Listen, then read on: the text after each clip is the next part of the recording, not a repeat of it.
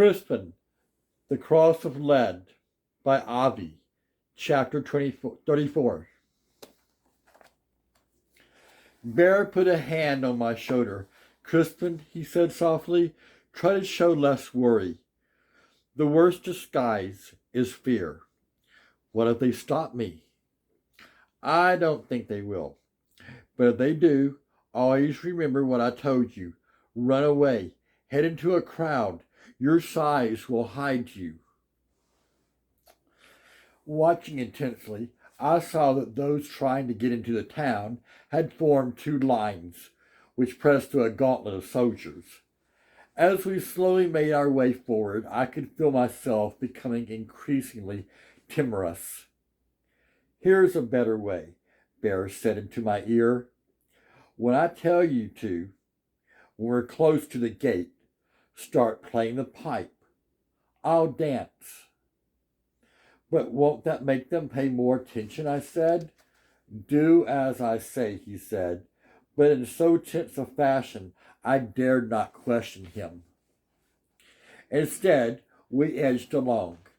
Just as we approached the gate and the soldiers, Bear said, begin. I hastily made the sign of the cross over my heart, called on St. Giles to protect me, and with trembling fingers took up the recorder and began to play. Bear began to beat his drum and dance. People turned to look. There were smiles on their faces, and from some, applause. That included the soldiers. We fairly well danced our way up to the gate, and to the town walls was not so much as an unkind look from anyone. Well done, said Bear, with a palpable sigh of relief as we entered Great Wixley itself.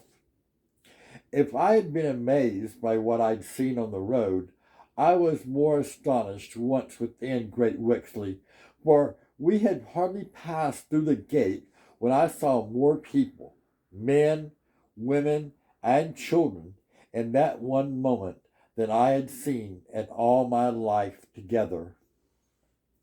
Just the din that burst upon my ears was beyond belief. People were shouting, calling, arguing, laughing, selling their wares to any and all from where they stood. Wandering water carriers were proclaiming what they sold.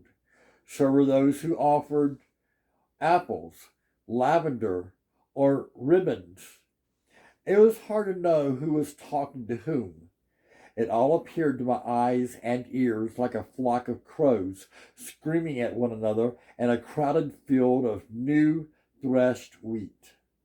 No, it was more like a dense forest, not of trees, but people. For we could not walk straight, but had to weave our way along, constantly bumping, banging into others. In Strongford village, you could not pass anyone without knowing them and receiving some nod of greeting, perhaps a grunted word or two. Even I received such notice. There, strangers were as rare as shooting stars and just as portentous. But though Bear and I were strangers to Great Wixley, and I, a wolf's head, no one seemed to care, though they did glance at Bear, if only on account of his size.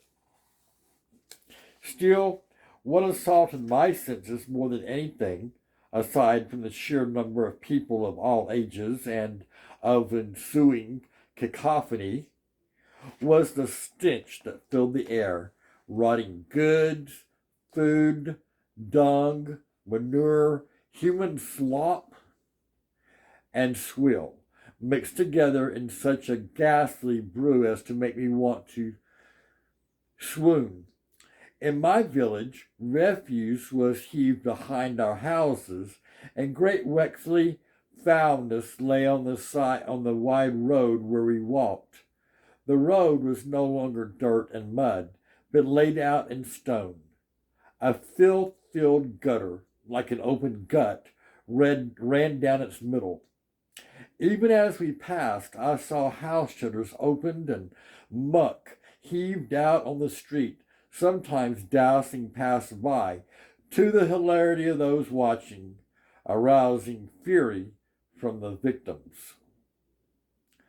Nor was it only people I saw, but animals, pigs, chickens, geese, dogs, and rats, all of which scurried among the crowds with as little thought to people as the people seemed to give to them.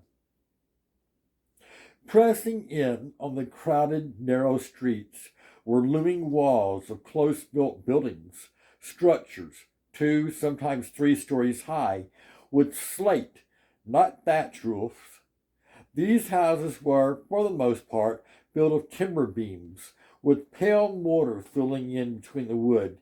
Here and there stood stone buildings of even grander proportions.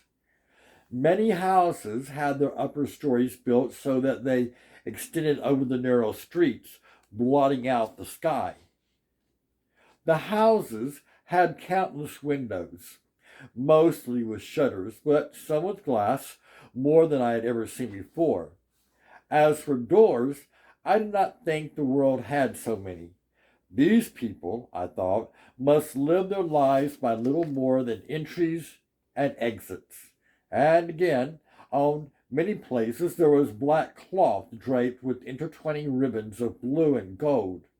I asked Bear what it meant. This time he replied, "Someone important has died." From numerous buildings hung great wooden images of things, a pig here, a helmet there, a fish, a jacket, a hoop, even a sheaf of wheat.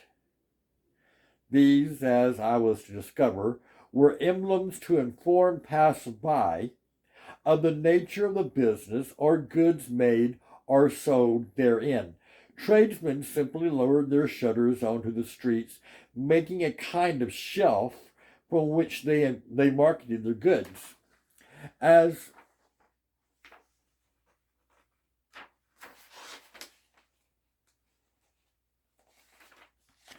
for sleeping and eating, people did that in the second or third floor cellars.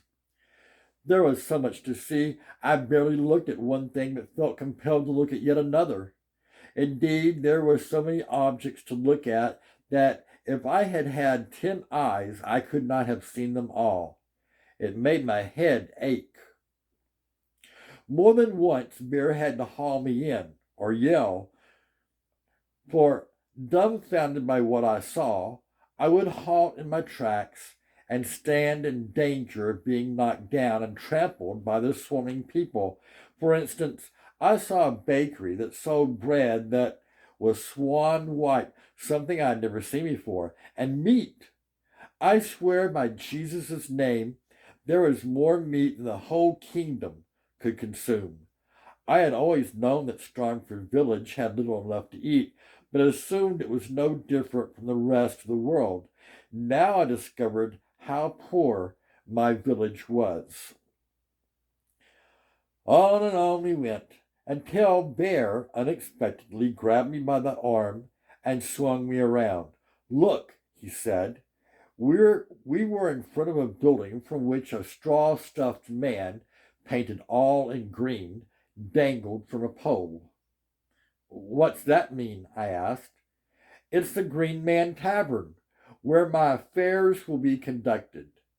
Bear boldly pushed to the doorway. Though I followed on his heel, I was more than a little hesitant, knowing his business, as he had said himself, was dangerous. End of chapter 4 of Crispin, The Cross of Lead by Avi.